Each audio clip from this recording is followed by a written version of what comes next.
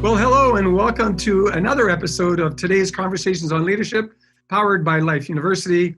I am your host, Dr. Gilles LaMarche. And as I do with every guest, I pick a quote that I believe best exemplifies this person and the leadership role that they have. I've known this gentleman for a number of years. He is a very dear friend. And I think that after I read this quote from Jim Rohn, he'll agree that it is a very appropriate quote for who he is as an individual and who he is as a leader. So here's the quote. A good objective of leadership is to help those who are doing poorly to do well, and to help those who are doing well to do even better. And that is a quote that personally I believe very, very much exemplifies this gentleman who is the president and CEO of Standard Process from Wisconsin, my dear friend, Mr. Charlie Dubois. Charlie, welcome on today's Conversation on Leadership. Well, hello, Dr. LaMarche. Thank you for having me. It's a pleasure. So do you think that quote exemplifies Charlie a little bit? Yeah, it definitely does. And I've seen so many people, even within my organization, struggle with some things and yet be able to help them get to that next level.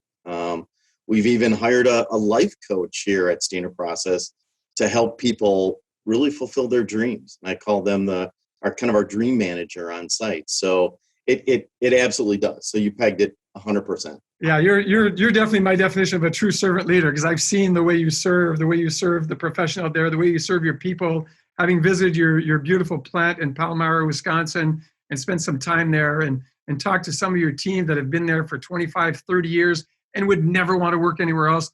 And They stay there because of how they get treated by the boss, by Charlie. So you definitely exemplify that in my world. So let's get into a few questions rather.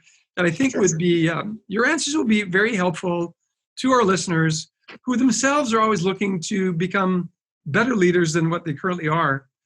From your discovery of the power of leadership, can you name a person that had, I'd say, a tremendous impact on you as a leader? Maybe someone that you've had in the past as a mentor, and why and how did this person impact your life and allow you to get to where you are today? Yeah, I definitely. And as I think about that, I mean, there's many people that I really respect and who have helped me throughout the years. But if I dig really deep into my past, I come up with Dr. Father Sazama. So not a doctor, but Father Sazama, a priest in my high school at Marquette University High School. And I think that what Father Sazama really did was he showed me the true meaning of, you mentioned it before, serving other people, caring about other people, respecting other people. And I think that's really been throughout the years my foundation of leadership. And I've done presentations for my high school as they've welcomed me back over the years and stuff, and did a presentation called Leadership from the Heart.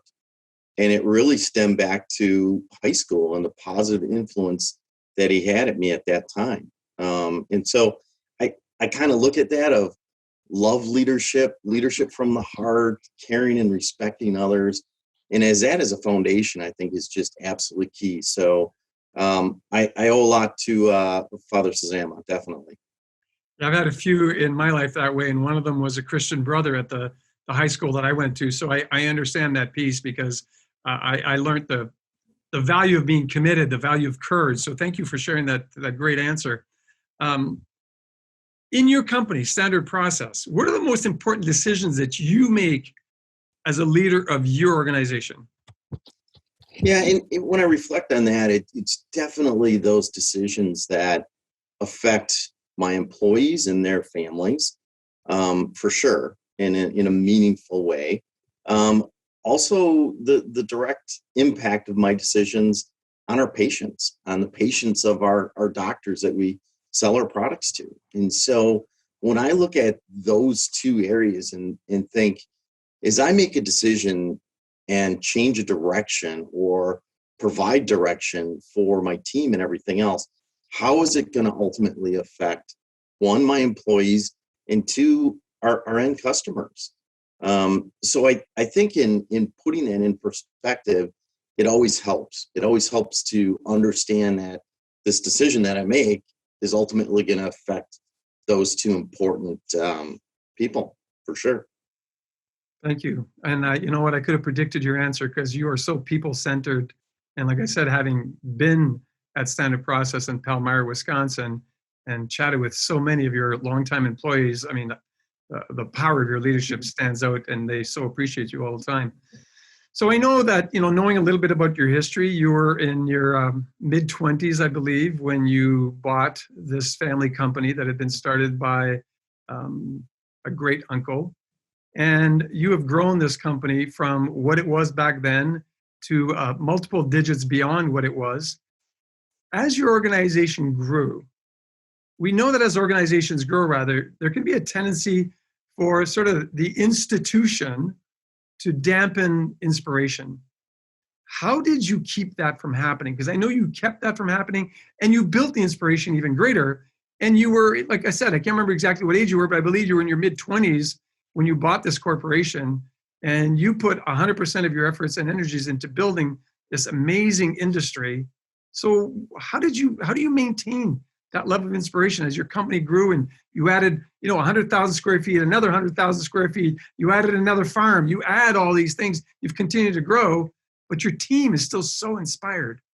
Yeah, it's been a challenge. I don't know that I have the exact answer, but I think what I've done is realize that no matter how big we get, no matter how many zeros are behind the revenue number, it doesn't matter. We're still this small family business in Wisconsin, and I think to look at it that way and have that perspective, and then as we grow, make sure I keep with those connections and keep that leadership for each and every one of our employees.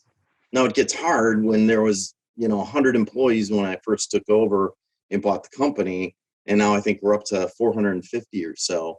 It gets harder to know each employee. And so what I do is every single employee that is hired by Standard Process, I meet with individually. I sit down and share with them, the values of the company. I share with them what's really important, and that they understand that what we do every day here at Standard Process is we change lives. That's the most important thing. And if they can understand that, it's great. And I love it too, because I get to know a little bit about them. I ask them about their family and their kids or whatever. And it's just a great conversation. And they go away thinking, wow, I just talked to the president. And I'm looking at them like, I'm the president. Yeah, but I'm just Charlie, I'm just Charlie. I'm the leader of this company, but I'm just Charlie. That's it. And I think it's that relationship I have with the employees right from the start that really helps keep everybody inspired in the family values and the culture and everything else, no matter how big we get. Do you think that, and I love your answer, by the way, do you think that the average employee that's been there for a year could speak to the values of Standard Process? Absolutely. You call up any one of my employees and ask them, well, okay, we gotta be careful of COVID because we haven't been able to have too many, personal meetings. But yeah, you pretty much ask any employee what they do at Standard Process, and they should say, we change lives. That is awesome. That's exciting. Yeah. And again, that's what I thought you were going to answer, because that's what I've experienced. When I visited the farm, when I visited the plant, I get to talk to these people and I go like, wow, what an amazing culture. And so your leadership style and the reason why you've been ultra successful is you've continued to build a culture, and you actually care not just about the whole team, you care about the individuals on the team. Absolutely. And that shows. You have to. And you and I have been friends for a long time, and I've learned a lot from you as well, Dr. LaMarche. And one of the things is just the word love. I mean, I think there's got to be more of it in this world today. And if you approach it as you love people, period. You love people. And to be able to say that to an employee and to be able to say, you're part of this family, and, we take care of each other. We respect each other. We love each other.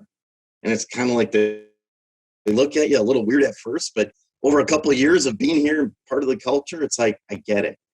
I get it. because they all feel like they belong. So they perform. Absolutely. And They help build what you build. unfortunately, I think there's so much that's missing in this world today just because there's not that love out there. It's really sad.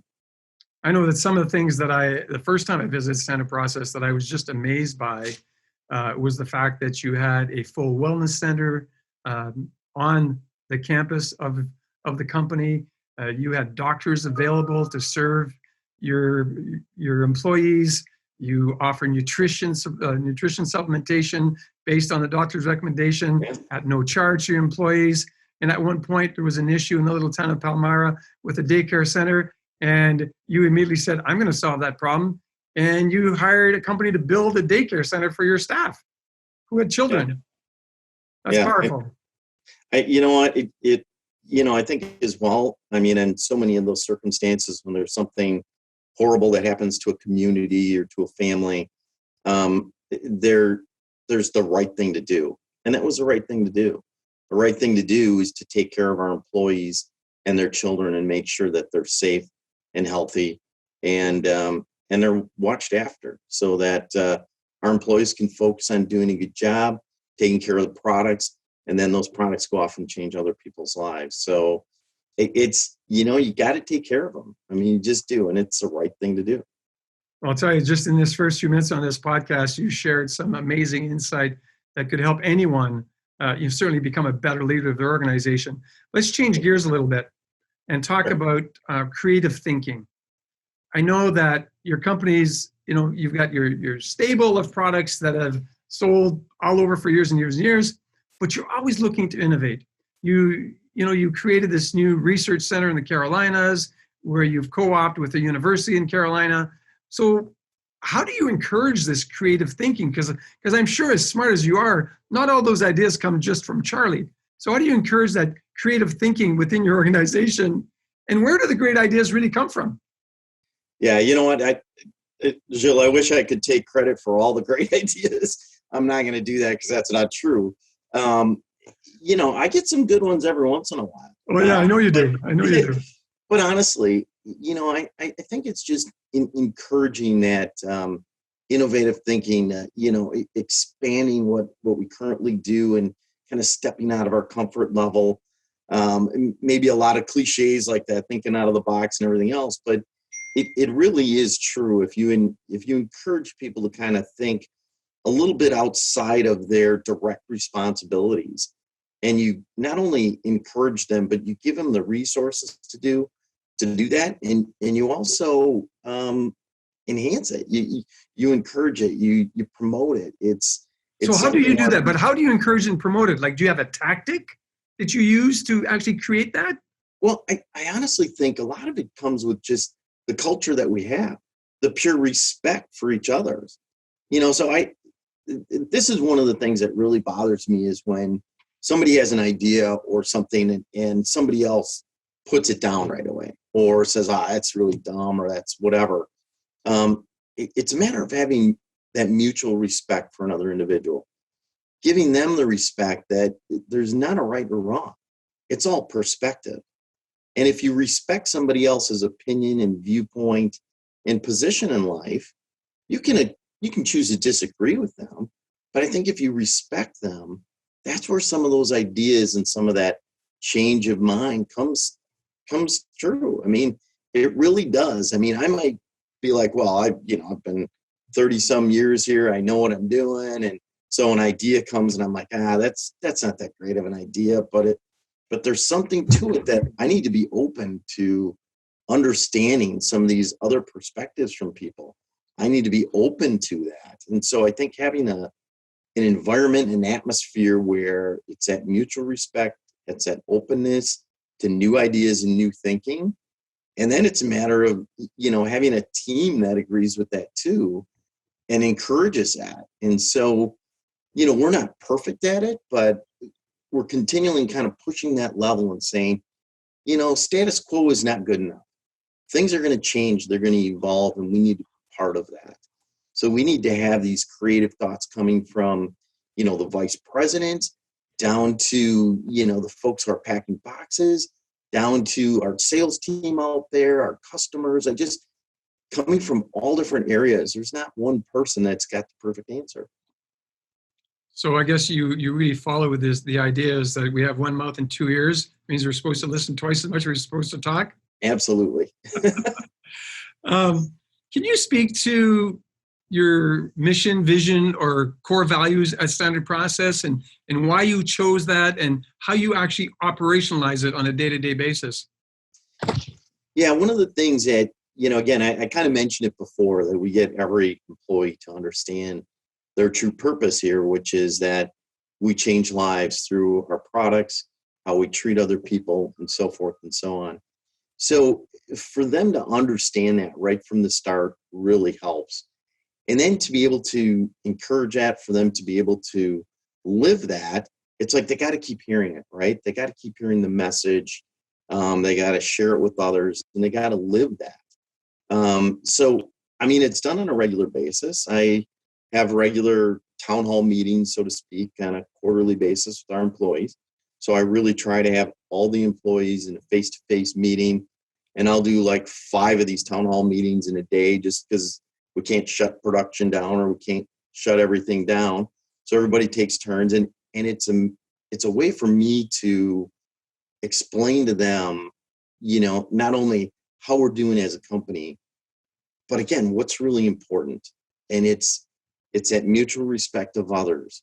It's the fun and the neat things that we're doing as far as benefits and, other things that are going to enhance their lives, that are going to take care of them. So it really gives me that face time with those employees, and they hear that. They hear the values, they hear the words respect, and they hear, changing lives, and they're part of that. And so it's not something where we have the placard up on the wall, or the cards that you hand out. I truly believe my employees know it because they hear it and they live it. And that's what it really comes down to. Well, thanks for that. And Maisie, I guess maybe a closing comment on this question. If you were speaking to our audience, which you are, but if you had them in front of you, whether they're a young aspiring leader or someone who maybe has been leading for a number of years and looking to enhance their leadership qualities, their leadership skills, what advice would you give them? I know it's a tough question. Yeah, but I think right from the start, I think to have compassion for anybody that you're leading. If you have that compassion and that respect, then no matter what you do, what you say, how you get them to follow, they will follow you.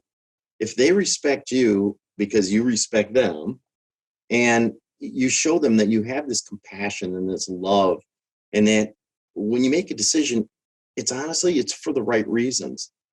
It's not necessarily the most cost effective. Sometimes it costs me a heck of a lot more money or whatever, but you know what? It's a decision that's going to have an effect on those people, my employees or our customers, for the right reason. And so it's going to be a positive, a very positive change.